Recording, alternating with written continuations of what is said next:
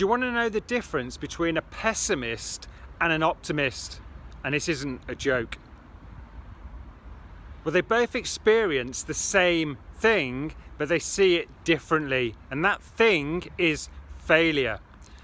The pessimist, they see failure with 3 P's. They see it as permanent, they see it as pervasive, and they see it as personal.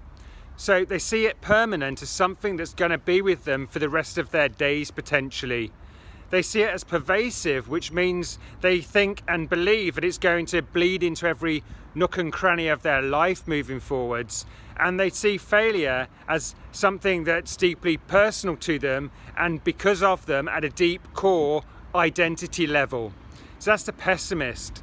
The optimist sees failure as a lie. And lie, spelt L-I-E, stands for this. They see failure as limited, isolated, and external.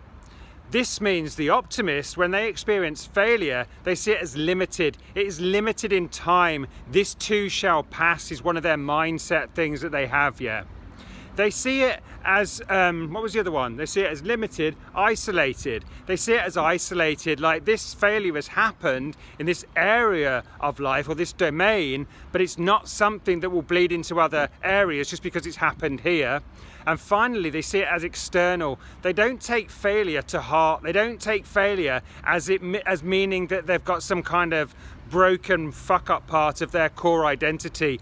It's something outside of them that has happened to them, so they can then take control and change the outcome. So the question I have is, when you experience the inevitability of failure, do you see it as a pessimist would, or do you see it as the optimist would? And if you do see it as a pessimist would, I would start seeing it as the optimist would, as the lie it really is.